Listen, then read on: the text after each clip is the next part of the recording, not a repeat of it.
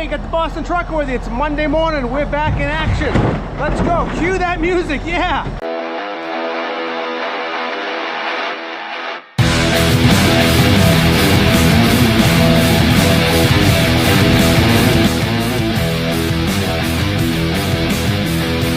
The Boston Trucker here. Welcome to my channel. I hope you enjoy it.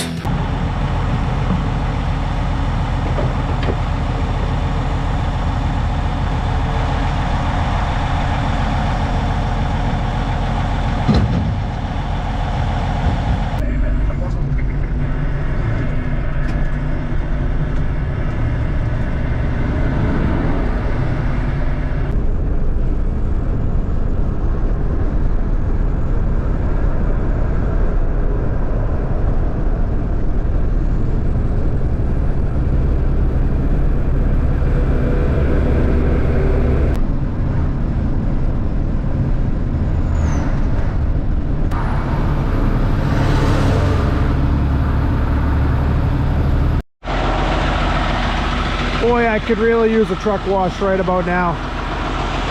Might have to head out to Barstow and help the little sisters.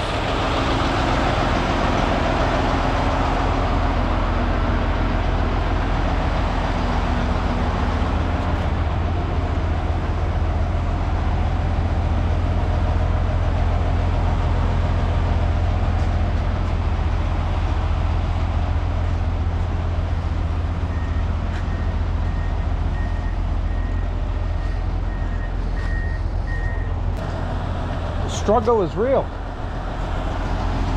Look at that.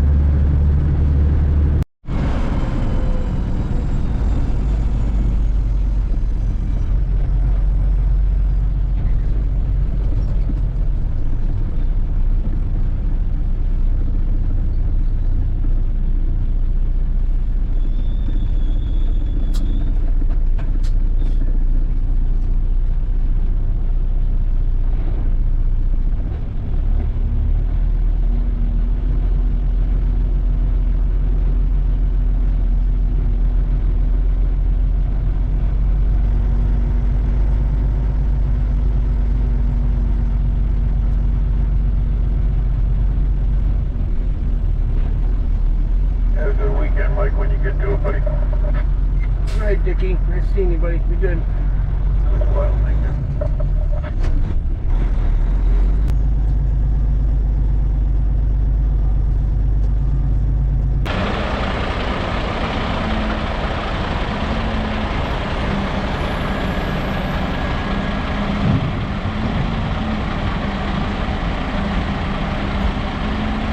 All right. Heading out of the gravel pit. Back to Waltham with a load of sand. Yeah, last week, I don't know, didn't do much filming, just driving kind of stuff.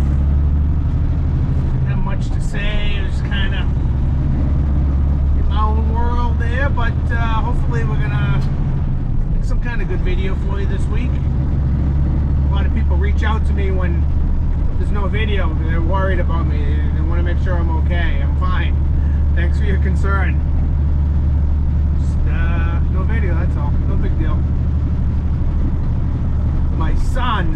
I mentioned last week, my son was going on a road trip to West Virginia.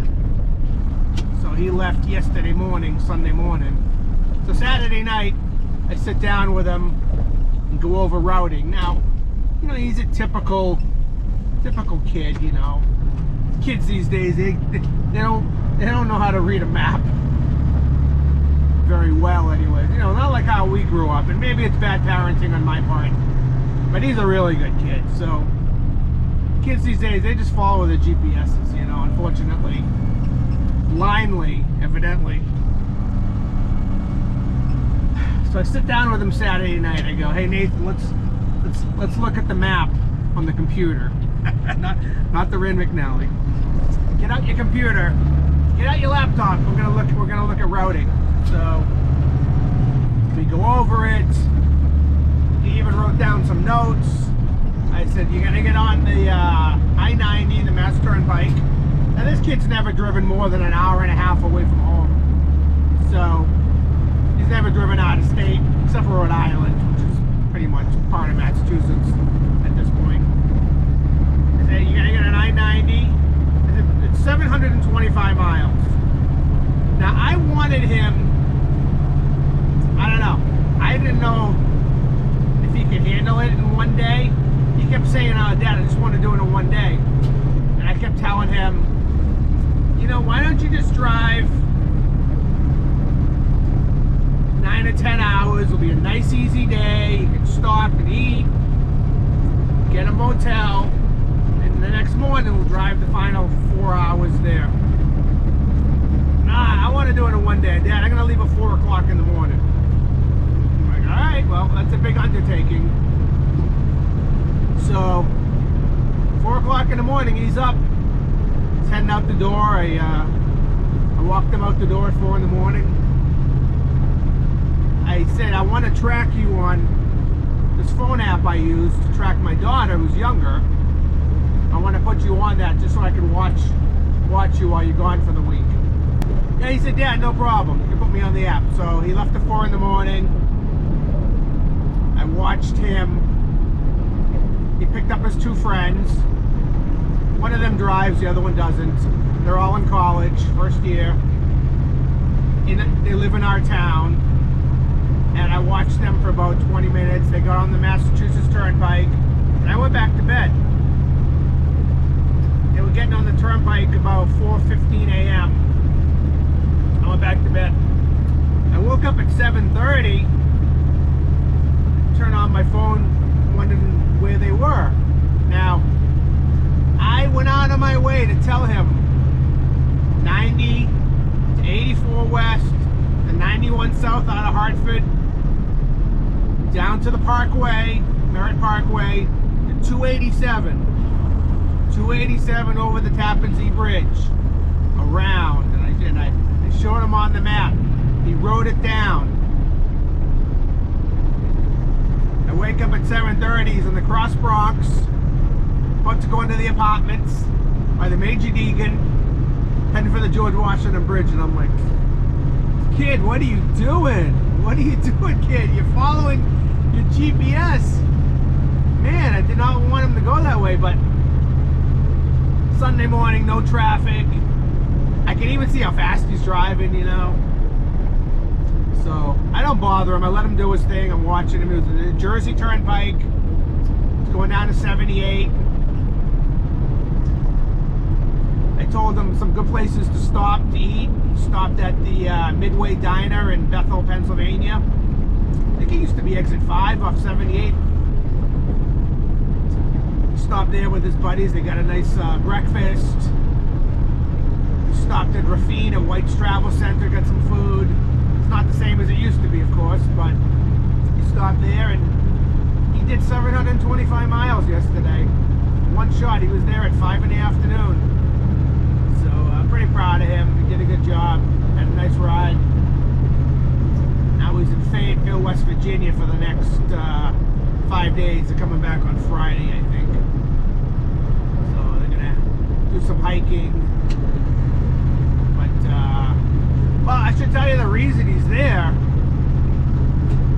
So during COVID, you know, when everything was shut down, him and his two friends became friends with this kid in West Virginia, Joseph. They also call him Jophus, so I'm not really sure. And Joseph watches my channel. So Joseph, if you see this, what's up, buddy? Where's my merch and everything? They all became friends online gaming. To the point where they became really, really good friends but never met. You know, they would video chat every day and game together and really, really get to know one another the best you can without seeing each other in person. And they decided to go visit Joseph. Joseph doesn't drive yet. No, he does drive. I'm sorry, he does drive. But they decided to go down and visit him. So they're spending 5 days at his family's house. They got a big giant house down there, and gonna go down there. So that's pretty cool. That's pretty cool.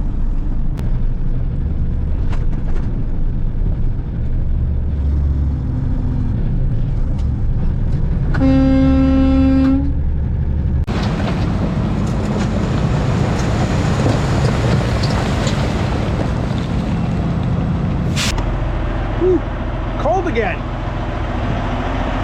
I dropped my trailer this morning. I hook up to the low bed. I'm gonna move an excavator. That's what we're gonna do. Started cleaning the truck up yesterday. It's been pretty rough shape over the winter. I hit the front wheel anyways. I threw some mop and glow on the tires. We're working on it.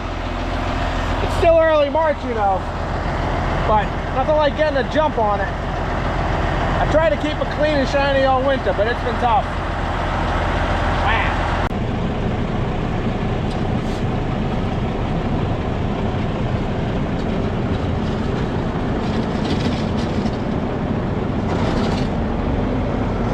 All right, I'm moving the 308 Komatsu excavator, which is our biggest excavator. And I don't think I've ever moved this one before.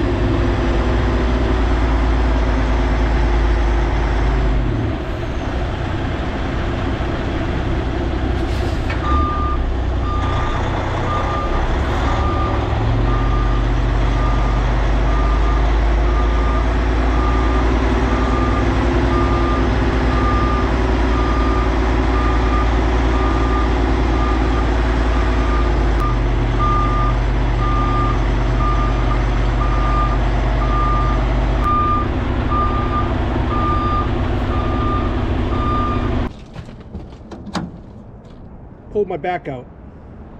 Standing, just standing.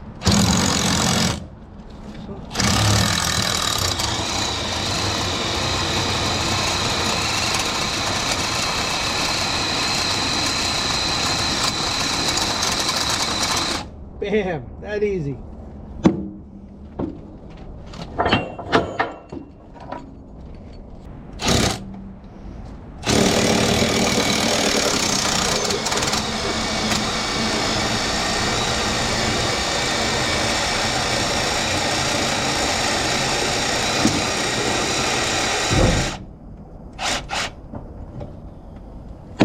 Can't beat that. Thank you, Tony Cardillo.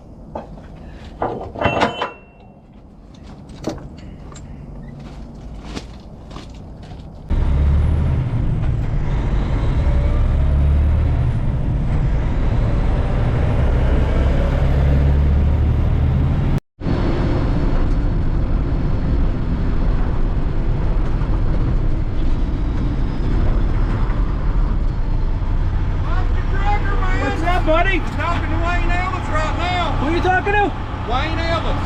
All right, man. Yeah. Oh, Wayne, my buddy. Yeah, well, your buddy Wayne. Talk to him. Be cool. What are the chances somebody's going to recognize me from out of state? He's talking to my buddy Wayne Ellis down in Virginia. So I was just texting with. That's so funny. That's funny. Small world, man. Trucking is a small world. That's too funny. I don't always have my camera on. Usually I put it on. If it's on for a reason. I saw that red Kenworth, the turbo wing on top. And I was like, oh, that's a cool truck. I'll hit record as I go by it. The guy's got his arm out the window like this. So I'm like, oh, maybe he's trying to flag me down. Maybe he needs directions or a place to turn around. And he's like, Boston Drugger, I'm on the phone with Wayne Ellis. Like, I thought he said Wayne Elvis. I'm like, I don't know who that is. And he goes, Wayne Ellis. I'm like, oh, my buddy Wayne. It's so crazy being recognized. That doesn't happen very often. The only place I get recognized is at truck shows usually. Or going down the road. Somebody will call me on the radio, but I usually don't even know who it is. Usually if I see a nice truck going the other way, I assume, and they call me on the radio, I assume it's that person. Because, you know, us people who like trucks, we're a small circle. But that just made my day. I'll have to text Wayne and ask who that was to give him a shout out. That's funny. Nice truck. Nice truck, buddy. Thanks for flagging me down. Wonder if that's Justin Sturgill. That's this guy.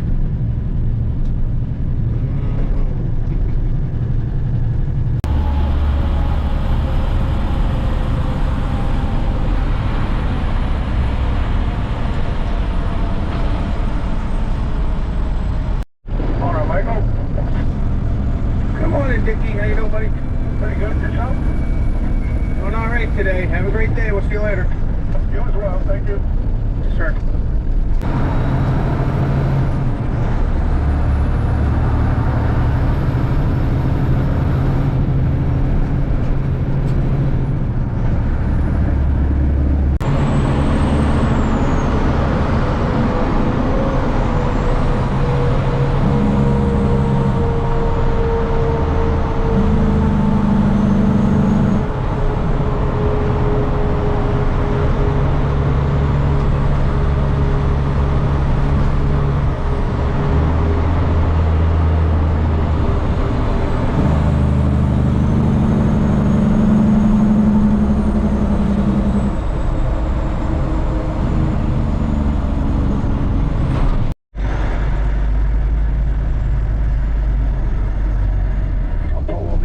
Freddie, you can keep coming.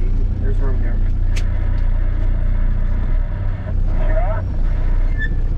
Yep.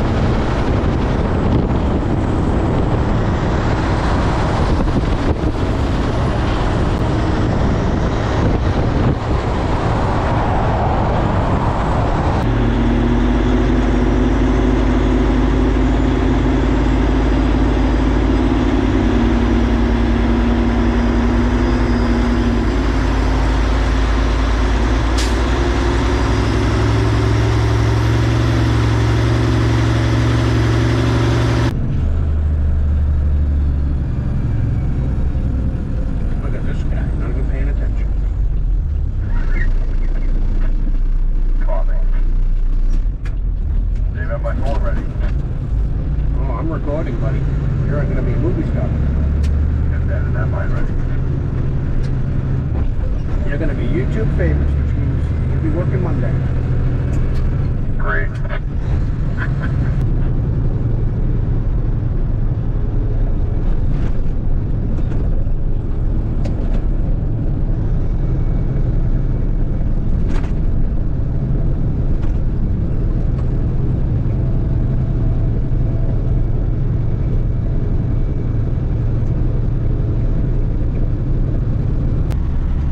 Down the week, load number 3 on Friday.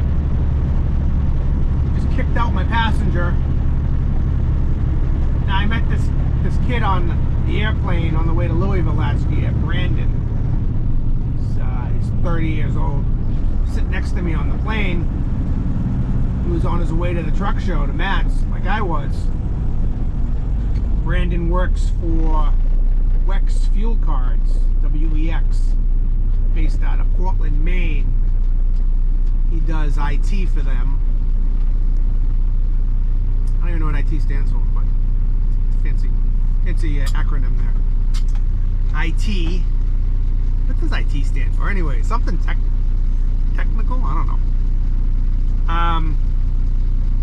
So they're a fuel card. It gives discounts to truckers. They do a whole bunch of stuff. Factoring, things like that as well. And so we talked all the way to Louisville last year, and then I offered him, I said, if you ever want to go for a ride, you're only up in Portland, it's only an hour and a half from here. If you ever want to go for a ride in a truck, let me know. So he just took me up on my offer. We did a trip together, a couple hours. And he's going back to Louisville, and asked me a lot of questions and kind of like interviewed me just for information about my career and my thoughts on things, and I had a lot to say, I guess. Usually I feel like I don't have enough to say, but I couldn't. Once you ask me a question, sometimes I won't shut up.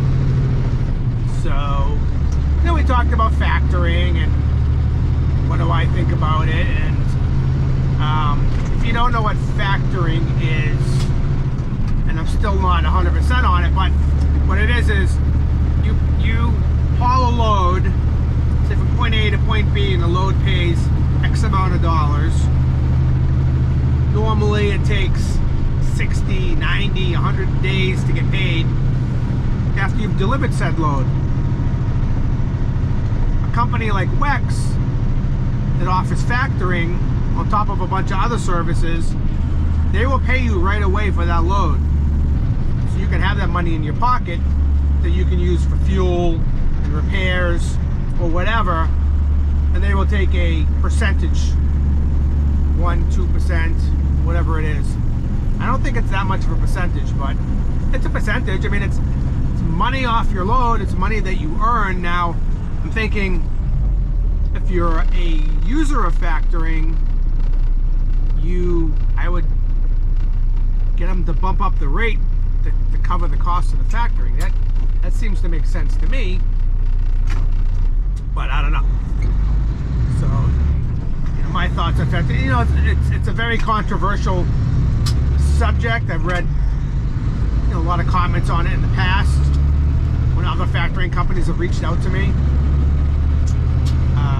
I don't know if I'm going to do anything with WEX at this moment. I don't know if there's a conflict with Shell Rotella or Pilot Flying J. I'll have to reach out and find out if they already reached out to me, but I'm not looking to do anything with them as of now. But after all the footage you got, they probably will reach out to me, because we did a lot of talking and a lot of pictures and videos. But yeah, I don't know. I know a lot of the new owner operators use factoring. I mean, the old school way of thinking was, why would you give away any money for free? And you should have a big bankroll set aside for emergencies. But as an owner operator, you can get into some big jams, big costly jams that you don't sometimes see coming. Like an engine rebuild is going to cost you 40 grand. Well, how are you going to get 40 grand? Companies like WEX and other companies, I think they give out loans. I don't know what the rates are on those loans, but options out there for you. You know, you don't just have to, you know, be sunk with an engine rebuild, hopefully. Because, I mean, you know, owner-operating, I've never been an owner-operator, so I always feel funny talking on the subject. I always feel like I'm a fraud if I talk about owner-operating. And, you know, if you're new here, my dad was an owner-operator, so I know something about the subject. Growing up in a household where dad owned trucks. And I don't own trucks. And there are reasons for that. And there have been times where I almost owned trucks. And then my father would pull me aside and try and talk sense to me and scare the shit out of me. And so I just never pulled the trigger. And I don't feel like I missed out on anything. Because I've seen it through my dad and through friends. We're all owner-operators. I see the pros and I see the cons. I see them very clearly. As a owner-operator, I see them very clearly what the pros and cons are. You know, there's some great highs and there's some humongous lows of owning your own truck. And unfortunately, a lot of times the lows will outweigh the highs for long periods of time. And you got to be strong, you got to be smart, you got to have some business sense, a lot of business sense. And that's the problem with owning your own truck nowadays. A lot of people go into it without having any business sense. And you got to have a nest egg, a good nest egg put away. And how do you get that nest egg? You can't just save up enough money for a down payment and go buy a truck. You never could. You never should. You gotta have 20 grand in the bank after the down payment. Really. And then watch that 20 grand lower and lower and lower. But if your truck doesn't break down, make some good decisions, get some good paying loads, you know, it could get up there. It can get up here. Oh, you need an engine rebuild. Ah, it's down here now. Damn it. Oh, well, I gotta get pay a load. Let's go. Oh, I gotta get 8 new tires. Oh. It's a roller coaster owning a truck. Financial roller coaster. Emotional roller coaster. Stress. You know, I was talking to Brandon. I'm like, you know, it's one thing to be a company driver and be totally into the trucking lifestyle, as I was over the road, and I still kind of am now too. Except when I'm home on my weekends, except for scrolling through trucks and making videos, I'm not thinking about trucks all the time. Okay, that's a lot. I'm always thinking about trucks. But when you own your own truck, when you're home, you are not home. You are thinking about your truck and your paperwork and maintenance that you needed to do, but the family really wanted to spend time with you. And you're thinking about, I gotta get my clothes washed. And the same with a company driver on that. I gotta get my laundry. I gotta get my groceries. I gotta get sleep before I leave. But you know, the Johnsons invited us to a barbecue. My wife would really like me there, and you know, I really should be in bed at 3 o'clock because I gotta leave at midnight. But you know, it would mean a lot to the family. So you know, I'll just go for a few hours and have a few beers, and next thing you're going down the road tired. You know, that's just trucking. That's not just owner operating, but it's a huge part of it. And you just gotta be smart. You gotta be a good businessman. You gotta be a mechanic. You gotta be able to fix your own stuff and not send everything out to be fixed where you're beholden to the shop. And you gotta have a truck that you can fix. Because nowadays, these new trucks, you'd have to be an IT guy like Brandon at Wex. You know, you need a degree in computer science to fix a truck these days. So, and these dealerships, they hold your truck hostage. You know, you can send a truck to a dealership, it might be there for a week, 2 weeks. What are you gonna do now? You don't have a spare truck. There goes your money. There goes your money. Where on the other hand, when you're a company driver, if you work for a good company that has good steady work, you know, you can slowly get there and save, and vacation pay, holiday pay, sick pay, 401k, health insurance, less stress, a lot less stress.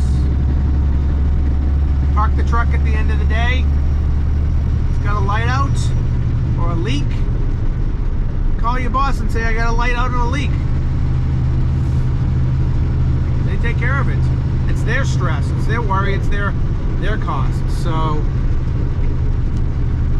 when you get into anything like that, you really gotta do your research. Talk to truck drivers, lots of truck drivers. Whether you're buying a truck or going into a company, talk to the drivers that work for that company. And nowadays you can look at online reviews. You can go on YouTube. I mean, the only thing on YouTube worth watching is obviously the Boston Trucker on YouTube.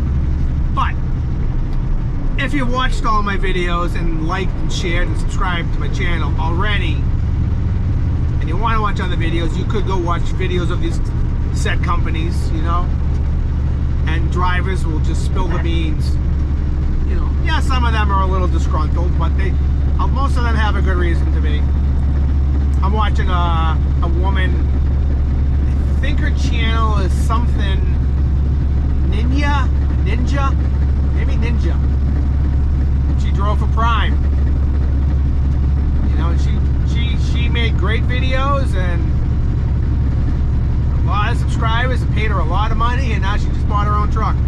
She left Prime in a bad way. So you know, there's videos on all those companies out there, and Swift, JB Hunt, Schneider, and all the big companies. And YouTube's awesome. YouTube, right? YouTube's great. You're watching me on YouTube right now. What's up, YouTubers? But everything you want to know, you can find on YouTube. You know, everybody's an expert. Except me. I don't know jack. I just pretend I do on YouTube. Container hauler. Don't even get me started on them.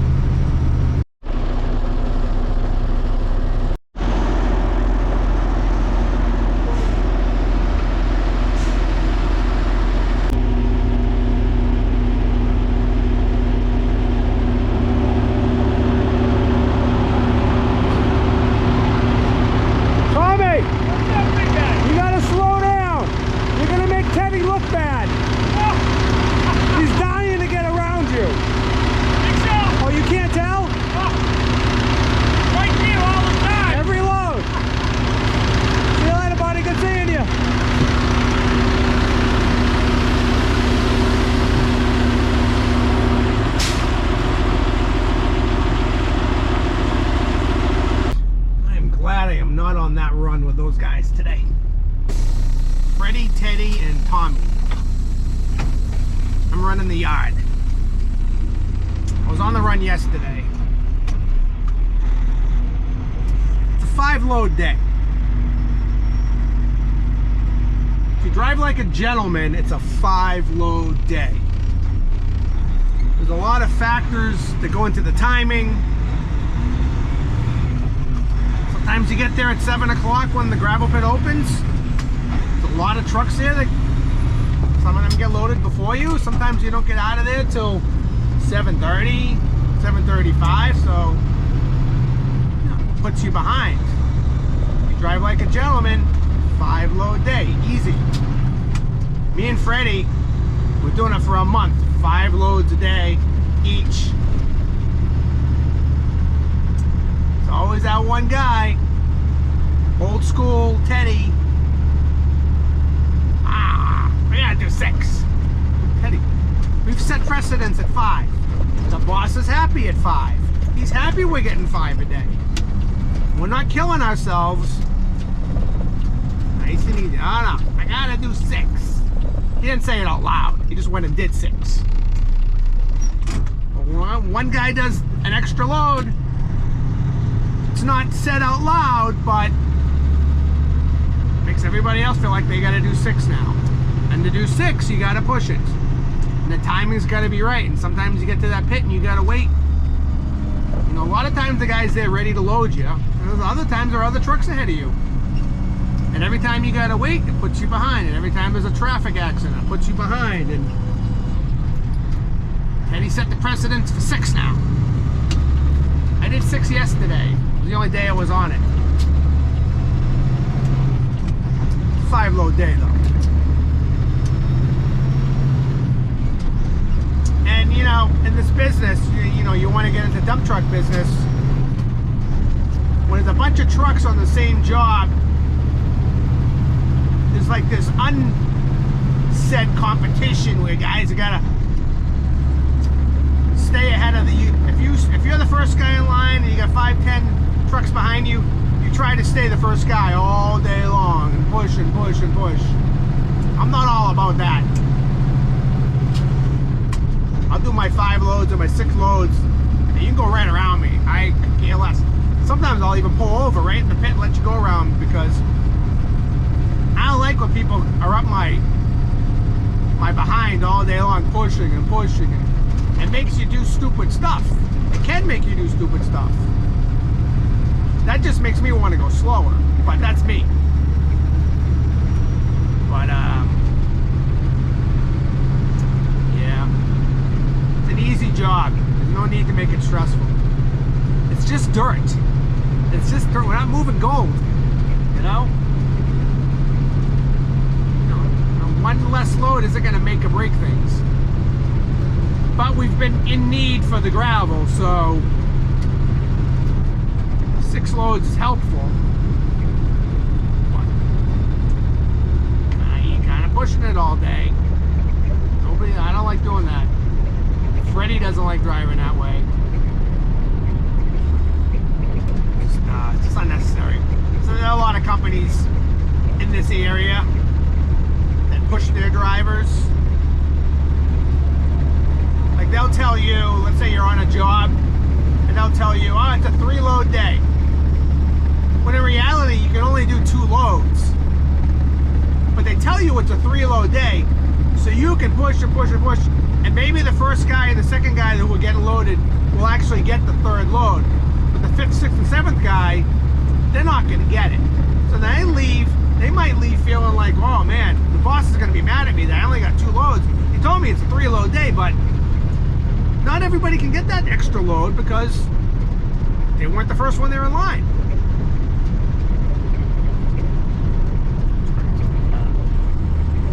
I love my job. My job, I'm not much stress. I do my thing, I do my time. I do take my time. I don't push it, usually. I don't push it. I don't break speed limits too much. And I try not to let anybody who's behind me, who's trying to push me, change anything I do. That's my 12 o'clock alarm. Time for news. All right, before we sign off, I got a package in the mail. This is from Dave Robinson. I got a handwritten letter. I'm not going to read the whole thing. Dave found my video. He saw the Charlie Tackerberry video when I was up in Canada over the summer.